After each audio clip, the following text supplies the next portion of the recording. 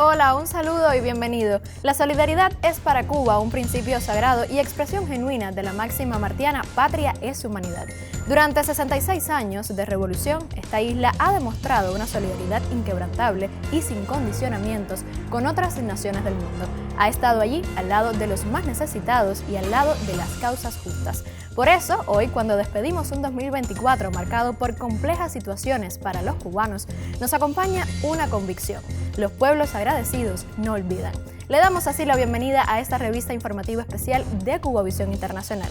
Desde La Habana le deseamos un feliz año nuevo.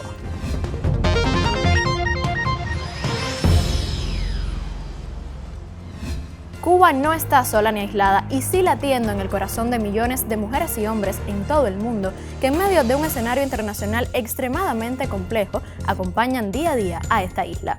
La solidaridad con la mayor de las Antillas es un movimiento que crece con un gran sentido de compromiso moral y ético. Por eso llegamos hasta el Instituto Cubano de Solidaridad con los Pueblos para conocer cómo se ha comportado el apoyo a Cuba en este 2024.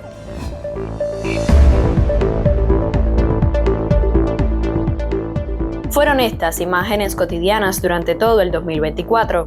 Cuba no está sola es la frase que podría resumir este año si de solidaridad con la isla se trata. Desde diferentes partes del mundo, miles de personas brindaron su apoyo a Cuba en meses complejos, marcados por el agravamiento de una ya difícil situación económica, eventos meteorológicos y varias desconexiones del sistema eléctrico nacional. Por eso, llegamos hasta el Instituto Cubano de Amistad con los Pueblos para conocer cómo se comportó la solidaridad con Cuba en este 2024. El instituto tiene hasta la fecha contabilizadas 1.735 asociaciones de amistad en 150 países. Mantiene relaciones además con 88 organizaciones de paz, 82 organizaciones de egresados en Cuba, que son muy importantes porque es una de las maneras en que se nutre el movimiento de solidaridad mundial de Cuba a través de aquellas personas que han recibido formación de pregrado y posgrado en nuestro país, y también con 128 asociaciones de cubanos residentes en el exterior que se vinculan de alguna manera con el movimiento de solidaridad organizado. Dentro del propio territorio estadounidense también se hizo sentir el apoyo a la isla. De hecho, el diario The New York Times publicó una carta dirigida al presidente Joe Biden pidiéndole revertir las políticas impuestas por Donald Trump. Impulsada por The People's Forum, buscó sensibilizar sobre las dificultades que hoy enfrenta la población cubana. A esto se sumó la iniciativa del movimiento Artists vs. Blockade, gracias a la cual se exhibió la exposición Cuba is not alone en las calles de Nueva York. 50 obras de artistas de más de 15 países exigieron el fin del bloqueo y la exclusión de la lista de patrocinadores del terrorismo. En primer lugar, el agradecimiento por toda esa solidaridad demostrada durante años y que pese a que la situación política en diversos países es desfavorable, los amigos tienen sus propias luchas hacia lo interno de sus países que librar en pos de preservar sus derechos como ciudadanos. Siempre encuentran un espacio para hacer causa común en torno al apoyo y al respaldo a la revolución cubana. El segundo mensaje que les enviaría, y no menos importante, es el compromiso de nosotros los cubanos con mantenernos firmes, resistiendo junto a ellos en esta tarea que es preservar las conquistas sociales de nuestra revolución y preservar el proyecto de nación más justa con los humildes y para los humildes que hemos soñado durante más de 60 años. Si algo está claro es que no ha sido un año fácil para Cuba, pero en medio de las adversidades no ha faltado la solidaridad internacional. La mayoría de los países del mundo siguen exigiendo el fin del bloqueo y piden otra vez que se deje a Cuba vivir. El bloqueo de Estados Unidos continúa, pero la solidaridad con Cuba también lo hace. Desde 1992, la Asamblea General de Naciones Unidas se pronuncia inequívocamente a favor de poner fin a esa política con más de 6 décadas de vigencia. Las razones que avalan ese reclamo son hoy tan o más válidas que entonces.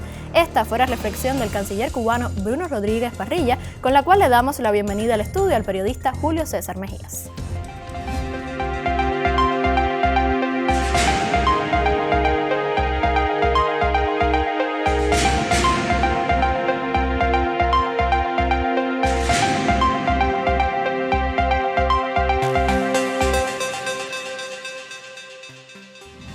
Por 32ª ocasión, la comunidad internacional aprobó por abrumadora mayoría la resolución que lleva por nombre necesidad de poner fin al bloqueo económico, comercial y financiero impuesto por los Estados Unidos de América contra Cuba. El salón plenario de la Asamblea General de las Naciones Unidas estalló en aplausos una vez más cuando en su pantalla gigante pudo constatarse que 187 naciones votaron a favor de dicha resolución presentada por Cuba y apenas 2 votos en contra, el propio Estados Unidos y su acólito Israel, además de una abstención.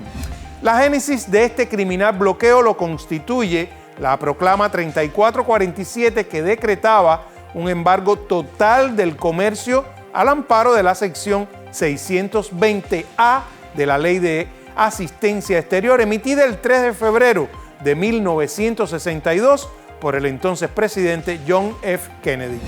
A partir de entonces, la nación cubana vive un asedio total por parte de Washington, desde donde no pararon las instrumentaciones de medidas cada vez más severas que han dañado durante más de 6 décadas los derechos humanos de millones de cubanos y que contravienen los preceptos del derecho internacional. Más de 60 años de cruel cerco, hostilidad y maniobras subversivas contra la nación caribeña han atentado y siguen atentando contra la vida de todo un pueblo que sufre colosales perjuicios en todas las esferas de la vida económica y social, agravada en los últimos años por la injusta inclusión del país en una espuria lista de supuestas naciones patrocinadoras del terrorismo, cuando es a la inversa, cuando precisamente es el pueblo cubano el que ha sido la principal víctima del terrorismo organizado y planificado por décadas desde Washington a través de la Agencia Central de Inteligencia, la CIA, y los grupúsculos utilizados para ello. Solo revisar las cifras más generales presentadas por el canciller cubano Bruno Rodríguez Parrilla confirman cuánto daño el de genocida bloqueo provoca al pueblo de la mayor de las Antillas. Del 1 de marzo de 2023 hasta el 29 de febrero de 2024, los daños y perjuicios materiales al país ascendieron a 5.056 millones de dólares, que representa un incremento de 189.800 millones respecto al periodo anterior. Rodríguez Parrilla lo ejemplificó con el hecho más contundente que podrían escuchar los presentes en el plenario de la ONU el 30 de octubre último. Dijo así el canciller cubano: durante 5 días, del viernes 18 al miércoles 23 de octubre, las familias cubanas estuvieron privadas, salvo pocas horas de electricidad, con la ansiedad que los alimentos se echarían a perder, hospitales que funcionaron en condiciones de emergencia, clases suspendidas en escuelas y universidades, interrupción de las actividades en casi todas las entidades productivas y de servicios, salvo las vitales. La economía se detuvo. Pero a pesar de ellos, y así lo ratificó el canciller, Cuba sigue de pie sin claudicar en sus principios.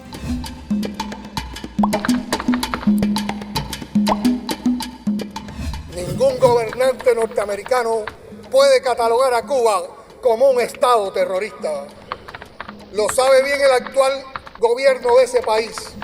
Lo reconocen, pero no actúan, porque la política estadounidense hacia Cuba fue secuestrada hace más de 6 décadas por un reducto mafioso del Batistato, asentado en el sur de la Florida, y ante el cual han mostrado debilidad a la hora de actuar coherentemente hacia nuestro país. La permanencia de Cuba en esa lista y el arreciamiento de la política de bloqueo son acciones despiadadas hacia el pueblo cubano que deben cesar ya.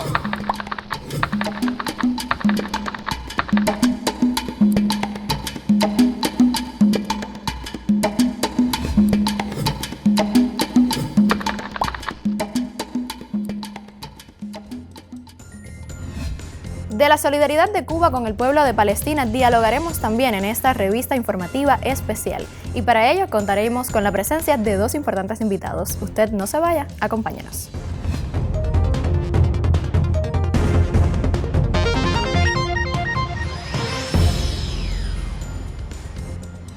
En un contexto global desafiante, Cuba recibió en 2024 diversas muestras de apoyo y cooperación internacional que concretaron en forma de donativos, proyectos conjuntos y diversos gestos que reafirman los lazos de amistad entre los pueblos. Es por ello que Yuniel Millán Acosta nos presenta los más relevantes de los últimos 12 meses en el siguiente boletín informativo.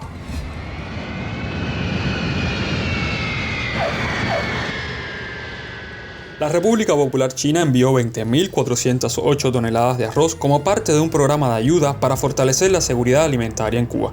El primer lote de 68 toneladas llegó a la terminal aérea José Martí de La Habana en abril. Este gesto marcó el inicio de una serie de envíos adicionales, tanto aéreos como marítimos, que incluyeron leche en polvo y harina de trigo, esenciales para la población cubana en un contexto de limitaciones económicas.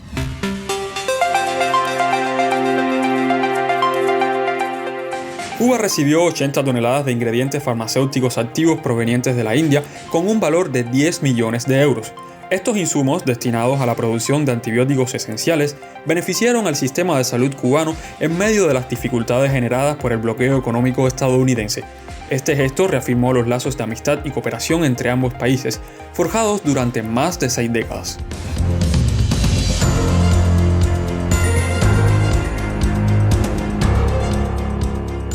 La organización estadounidense Operation Walk regresó al archipiélago cubano para realizar intervenciones enfocadas en la colocación de prótesis de cadera y rodillas, un procedimiento con elevados costos a nivel internacional. En esta misión, 64 especialistas realizaron cirugías a 70 pacientes en el Hospital Ortopédico Docente Fructuoso Rodríguez de La Habana, marcando un récord en ambas cifras. Como parte de la cooperación de expertos foráneos en la especialidad de ortopedia, el doctor español Francisco Soldado lideró jornadas quirúrgicas junto a médicos cubanos para atender a pacientes con parálisis braquial obstétrica, entre ellos lactantes.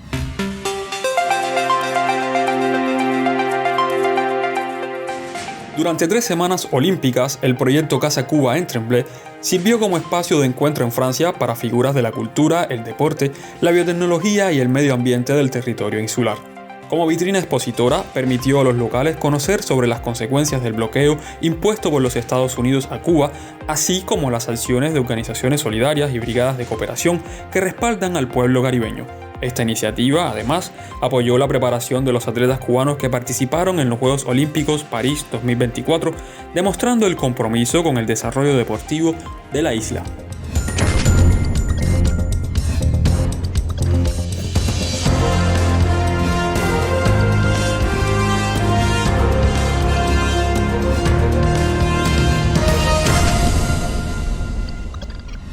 La solidaridad con Palestina convocó en más de una ocasión a los cubanos que, acompañados por la máxima dirección del país, exigieron en disímiles tribunas el fin del genocidio por parte de Israel. Pero, ¿qué repercusión o implicación tienen estas acciones? Con esta pregunta precisamente le doy la bienvenida a los periodistas Yodenis Mazó y Leslie Alonso, que estuvieron durante casi 3 años en Líbano como corresponsales de Prensa Latina. Un placer volver a coincidir con ustedes en un set de entrevista. Gracias. Como les decía, ¿qué repercusión desde fuera ven ustedes que han tenido estas acciones de Cuba por Palestina?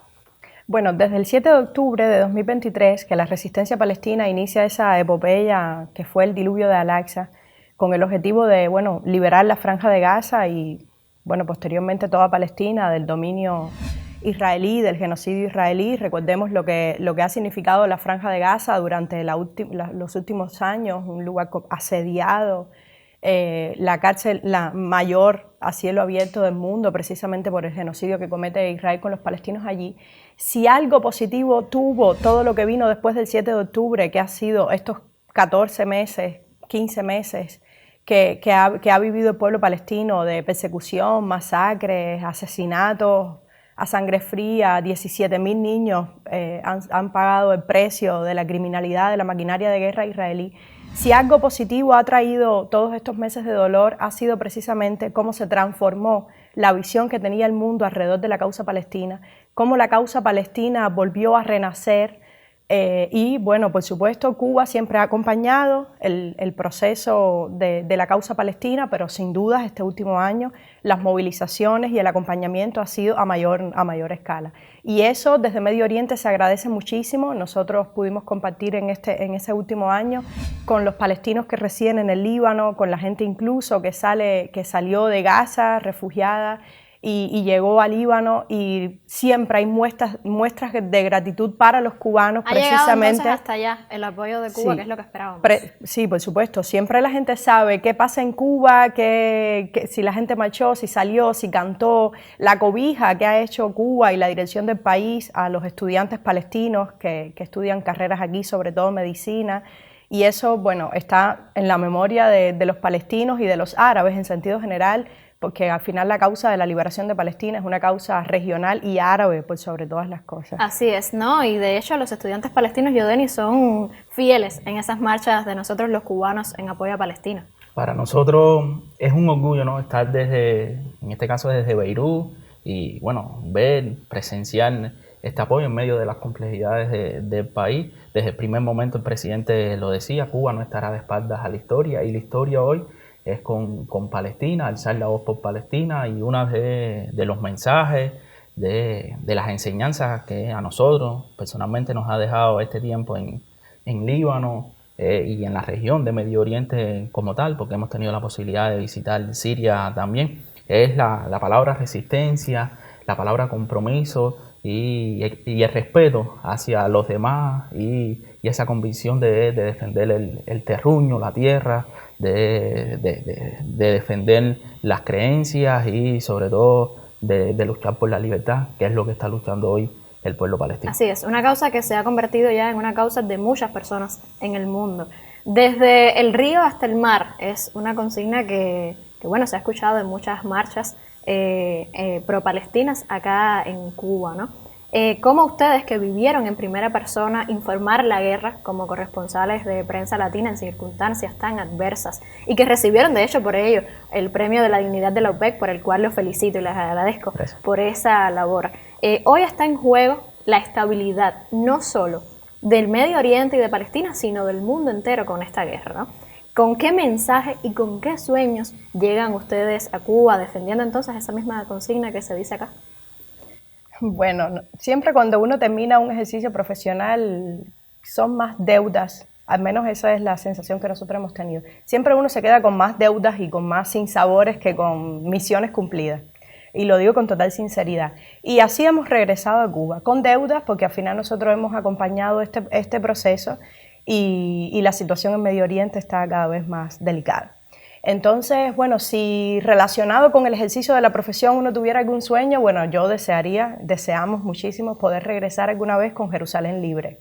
No dejar de denunciar nunca lo que está sucediendo hoy, en este caso con la población palestina, recientemente con Siria. Así es. El mundo hoy, en vez de avanzar hacia un orden multilateral, cada vez se reducen esas aspiraciones cuando vemos que potencias son las que dominan, las que dictan, y entonces el llamado es a hacerle frente a estos centros de poder que intentan imponerse sobre los pueblos resistentes como Cuba, como Venezuela, como Siria, como Líbano, como Palestina, y a no tratar de demonizar la palabra resistencia. Resistencia es una palabra que engloba también sentimientos de humanidad, sentimientos de valor, de entrega, de sacrificio, porque no podemos olvidar las pérdidas las pérdidas humanas, pero también de jóvenes, igual que nosotros, que en el frente de batalla, en el campo de la lucha, defendieron ahí su tierra, su convicción, por el simple deseo de ser libres, de tener la voluntad de elegir un país con estabilidad y con soberanía, a no dejar de levantar la voz por Palestina, desde Río hasta el mar, por una nación por un mundo de paz, donde se acaben los egoísmos, donde no primen los intereses económicos y se acabe la injerencia, y igual que Palestina, Cuba y todos los países vivan en armonía y con total tranquilidad, con total armonía entre los pueblos. Esa es una de las enseñanzas y a la vez una deuda en un mundo cada vez más complejo. Más complejo, más adverso. Exacto. Y más difícil para quienes habitamos en él. Pero muchas gracias a Gracias ustedes a por la labor que han hecho, por esta entrevista. Gracias. Nosotros continuamos acá en esta revista especial de Cubavisión Internacional.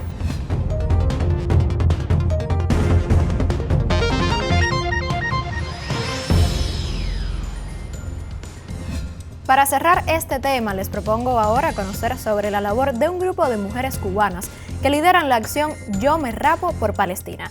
Para ellas, despojarse de su cabello no ha sido fácil, pero lo han convertido en un acto de reivindicación y de protesta contra el genocidio sionista en la Franja de Gaza. Llegan a la tribuna antiimperialista de La Habana a conocerse personalmente y a contarnos su historia. Unidas, han creado por las redes sociales la iniciativa denominada Juntas por Palestina, acción contra el colonialismo israelí y en solidaridad con el pueblo palestino. Es un proyecto de denuncia, de educación política, y la idea es que cada mujer que se rapa, ese video se aprovecha para divulgar datos históricos sobre la ocupación colonialista de Israel en tierras palestinas desde el año 48. Cuando supe de esta iniciativa, pues no podía hacer otra cosa que sumarme, porque es una forma de aportar a la lucha por la liberación de Palestina. Yo llevo 45 años de los 62 que tengo trabajando por la causa palestina. Para mí Palestina es mi tierra amada, donde todos mis sentidos siempre han tenido un amor por ella. Romper estereotipos, sentirse acompañada, canalizar las inquietudes y demostrar la existencia del activismo en la sociedad civil cubana es Juntas por Palestina. Una forma también para decir basta e internacionalizar la lucha y la esperanza. Continuamos con nuestra revista informativa especial, y es que durante el pasado año, Cuba vivió en menos de 3 semanas situaciones excepcionales. Ante la indisponibilidad de combustible, hecho acrecentado por la guerra económica del gobierno estadounidense, el sistema eléctrico nacional no pudo operar en toda su capacidad y estabilidad. Junto al severo deterioro de la infraestructura, esta situación provocó en el mes de octubre su desconexión total, dejando durante varios días sin suministro de energía eléctrica a la población. Y en medio de la emergencia energética, el huracán Oscar impactó en el oriente de Cuba. Se mantuvo estacionario durante más de 20 horas en la zona de Guantánamo. San Antonio del Sur, junto a los municipios vecinos Baracoa, Imías y Maicí, fueron los territorios más gravemente afectados por las inundaciones, que dejaron lamentablemente 8 fallecidos. También se registraron numerosos destrozos al fondo habitacional, instituciones de salud y centros escolares, así como pérdidas de bienes personales. Días después, el huracán Rafael atravesó la provincia de Artemisa con categoría 3, donde se concentraron las mayores afectaciones. Otros territorios como Isla de la Juventud, La Habana, Mayabeque y Pinar del Río fueron golpeados por sus fuertes vientos y lluvias. La mayor secuela del ciclón fue la desconexión, una vez más, del sistema electroenergético nacional. Justo después, varios eventos sísmicos, el primero de magnitud 5.9 y el segundo de magnitud 6.8, afectaron miles de viviendas e infraestructuras en la provincia de Granma. Ante tales eventos, la respuesta de la comunidad internacional volvió a ser la solidaridad, que se manifestó de manera inmediata con numerosas iniciativas que ofrecieron apoyo crucial al pueblo cubano.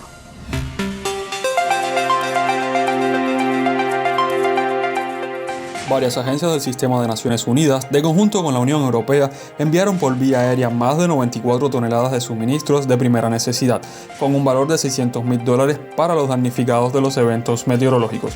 También un vuelo charter con 24 toneladas de ayuda humanitaria, consistente en lámparas solares, herramientas, lonas, implementos de cocina y otros artículos, arribó a la capital cubana proveniente de la Federación Internacional de la Cruz Roja y de la Media Luna Roja en Panamá.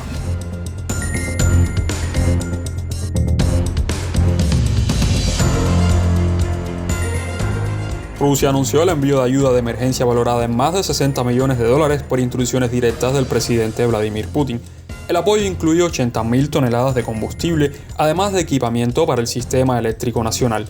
Desde la Agencia de Cooperación Internacional del Japón llegó una carga con purificadores de agua, almohadillas para dormir, mantas y tiendas de campaña. La Unión Eléctrica de Cuba recibió un donativo de China consistente en 10 generadores que contribuirán a mejorar la capacidad energética de la isla.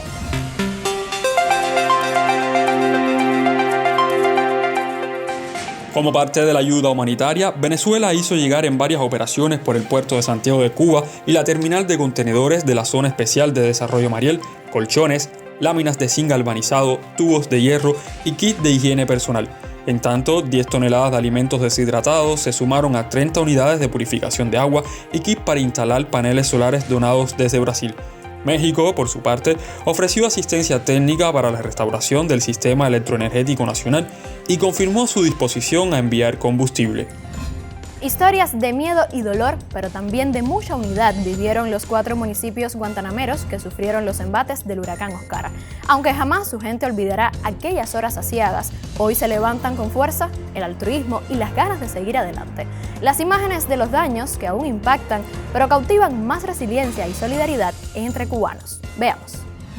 Pasarán los días y ese 20 de octubre de 2024 quedará en la historia de los guantanameros. La intensa lluvia y llevándose todos los colchones, la ropa, los zapatos, entonces era una situación crítica. Aunque hemos perdido los materiales, pero la vida no la perdimos. Al unísono será modificada la vida e infraestructuras de 4 municipios afectados por el huracán Oscar. No solo se trata de sacar lodo, recuperar más de 8.000 viviendas dañadas, rehabilitar 56 kilómetros de viales y 8 rutas nacionales, sino reincorporar a la rutina productiva y recuperativa nuevas formas de gestión y experiencias. Todo el mundo unido, todo en un objetivo, preservar vidas, salvar vidas, llevar aliento, llevar fuerza y recuperando lo más rápido posible. Con los días, Guantánamo ha sabido sortear las vicisitudes. Ha trabajado en 7 puentes y un vial que usó 36.000 metros cúbicos de tierra para rellenar cerca de 14 metros de altura. Ya las ciudades desoladas y abatidas de Imías y San Antonio del Sur buscan otro rostro,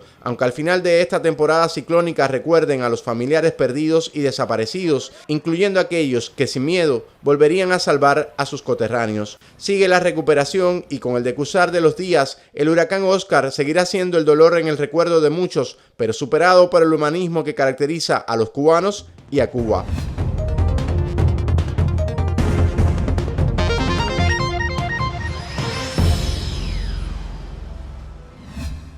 Los cubanos nos llevamos nuevas experiencias de 2024.